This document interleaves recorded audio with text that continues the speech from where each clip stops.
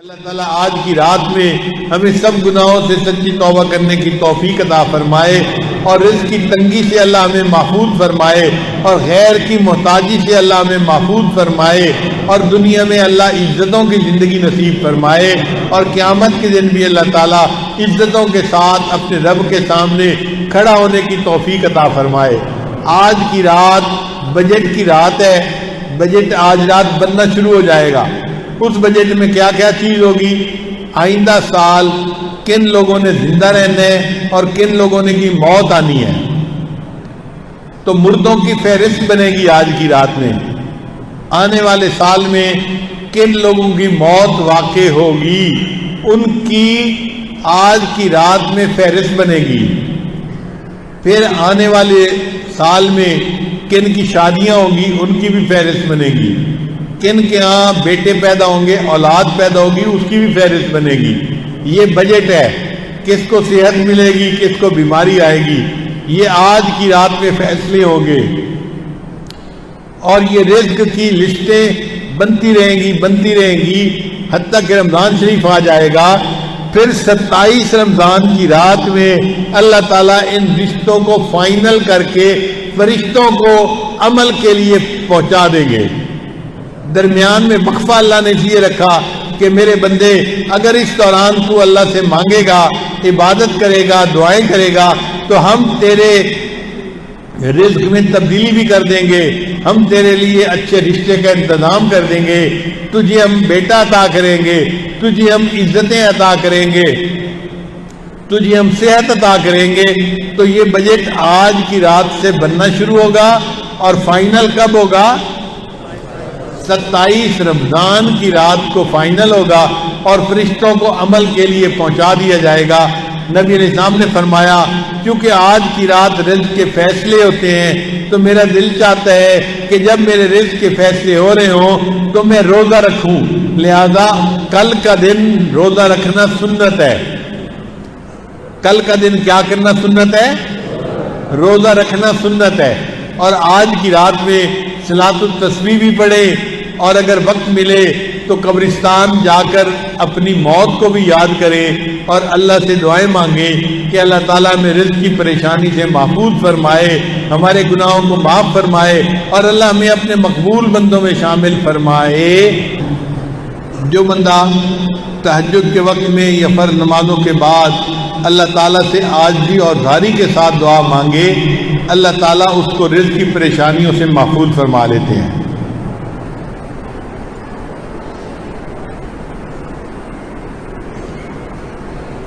نبی علیہ السلام نے ایک صحابی کو یہ دعا سکھائی کہ تم گھر سے نکلتے ہوئے دعا مانگا کرو، بسم اللہ علی نفسی و مالی و دینی، اللہم ارضنی لقضائک و بارک لی فیہا،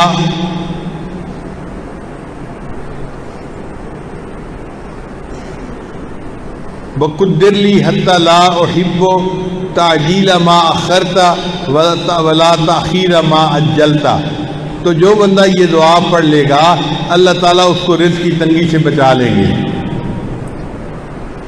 تو آج کی رات کا مضمون تو ختم ہو گیا، اب تھوڑی بات اور بھی سن لیجئے کہ کچھ اسباب ہوتے ہیں تنگ دستی کے، عموماً ہمارے اندر وہ عادتیں ہوتی ہیں اور ہم کہتے ہیں جی کہ تنگ دستی بہت ہے۔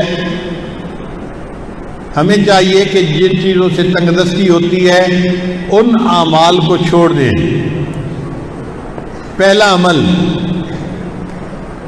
کھڑے ہو کر جوتے پہن کر ننگے سر کھانا کھانا۔ آج کل شادیوں میں، دعوتوں میں ایک عام سی بات ہے، جوتے پہنے ہوتے ہیں، ننگے سر ہوتے ہیں اور کھڑے ہو کے کھانا کھاتے ہیں۔ اس سے اللہ تعالیٰ رزق میں تنگی فرما دیتے ہیں۔ دوسری بات، بیت الخلاء میں باتیں کرنا۔ تیسری بات، مہمان کو بوجھ سمجھنا۔ چوتھی بات، ہاتھ دھوئے بغیر کھانا کھانا اور بسم اللہ پڑھے بغیر کھانا کھانا، اس سے رزق میں تنگی ہو جاتی ہے۔ پھر پانچویں بات، کھانا ختم ہو جائے تو کھانے کے برتن کو اچھی طرح صاف نہ کرنا، اس سے بھی رزق میں تنگی ہوتی ہے۔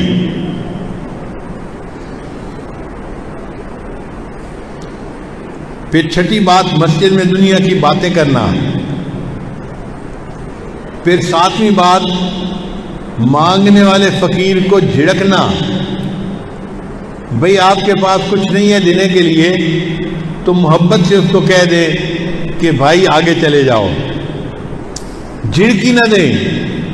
کئی لوگ اس فقیر غریب سمجھتے ہوئے اس کو جھڑکنا شروع کر دیتے ہیں، تجھے کہا نہیں، تو نے سنا نہیں، جاتا کیوں نہیں؟ تو فقیر کو جھڑکنے سے خود بندہ رزق کی تنگی میں مبتلا ہو جاتا ہے۔ پھر ساتواں عمل مغرب کے بعد بلا عذر کے سو جانا۔ عشاء کے بعد سونا چاہیے، مغرب کے بعد اگر بیماری ہے یا عذر ہے تو اور بات ہے، پھر اجازت ہے۔ اگر عذر نہیں تو مغرب کے بعد سونے کی عادت ہی بنانی چاہیے۔ پھر 10واں عمل جس سے رزق تنگ ہو جاتا ہے، بغیر عذر کے نماز قضا کر دینا۔ فجر نہیں پڑھتے، ظہر نہیں پڑھتے، عصر نہیں پڑھتے، مغرب نہیں پڑھتے، باتوں میں لگے رہے، نماز قضا ہو گئی۔ پھر 11واں عمل جس سے رزق میں تنگی آتی ہے، جھوٹ بولنا۔ اور آج کل تو جھوٹ بولنے کی ابتدا ماں باپ بچے سے ہی کر دیتے ہیں۔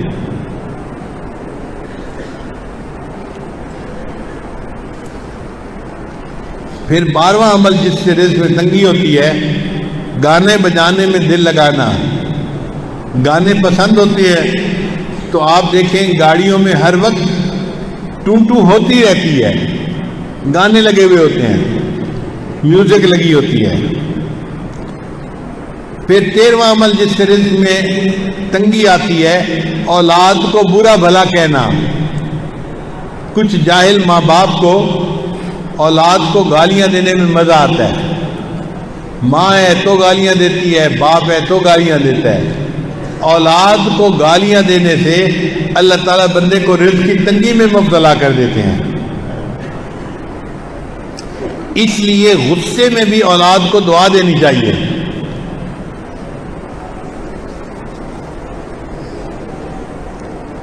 چنانچہ ایک صاحب اپنا واقعہ سنانے لگے کہ میں بہت شرارتی تھا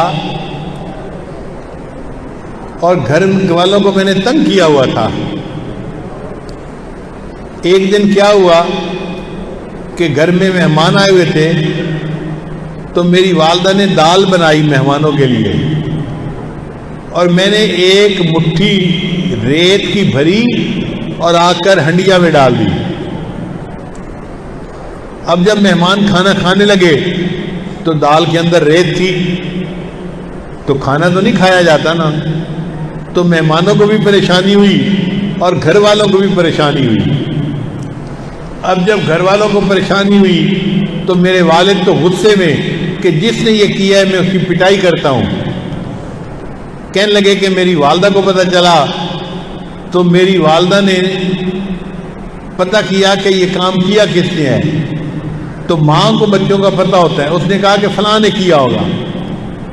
مجھے پکڑ کے لایا گیا اور مجھے پوچھا گیا کہ کیا تم نے یہ حرکت کی، سالن کے اندر تم نے ریت ڈالی؟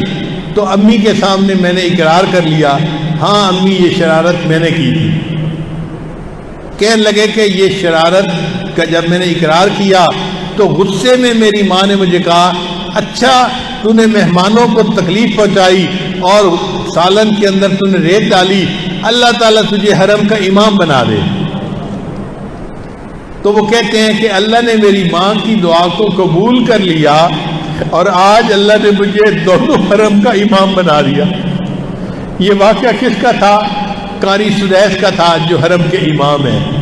انہوں نے اپنی زندگی کا واقعہ سنایا کہ میں نے یہ حرکت کی تھی، میری والدہ نے مجھے بد دعا دینے کی بجائے دعا دی تھی، بیٹا اللہ تجھے حرم کا امام بنا دے، اور آج میری ماں کی دعا قبول ہوئی اور اللہ نے مجھے حرم کا امام بنا دیا۔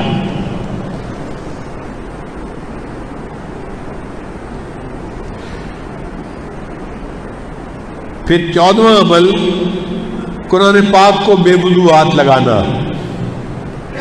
بعض لوگ قرآن مجید کی بے حرمتی کرتے ہیں، وضو کے ساتھ ہاتھ لگانا چاہیے، وہ بے وضو بھی ہاتھ لگا لیتے ہیں. تو بے وضو ہاتھ لگانے سے اللہ تعالیٰ رزق میں تنگی پیدا فرما دیتے ہیں. 15واں عمل غیر محرم کو بے دھڑک دیکھنا. بعض نوجوان سمجھتے ہیں کہ ہوتا تو کچھ نہیں، تو غیر محرم کو دیکھو مزے اڑاؤ. تو غیر محرم کو دیکھنے سے اللہ تعالیٰ بندے کو رزق کی تنگی میں مبتلا فرما دیتے ہیں. اور 16واں عمل جس سے کہ اللہ تعالیٰ رزق کو تنگ کر دیتے ہیں، اپنے اہل خانہ کے ساتھ ہر وقت لڑتے رہنا. یہ گناہ آج کے دور میں عام ہو گیا ہے. جس گھر میں دیکھو خامد بیوی پہ برس رہا ہے اور بیوی بھی چپ نہیں کرتی، آگے سے کوئی نہ کوئی جواب دیتی رہتی ہے. اس نوک جھونک کے بدلے اللہ تعالیٰ رزق کی تنگی میں مبتلا کر دیتے ہیں. آپ دیکھیں جو لوگ رزق کی تنگی کی شکایت کرتے ہیں وہ محسوس کریں گے کہ واقعی ہماری زندگی میں یہ گناہ موجود ہے.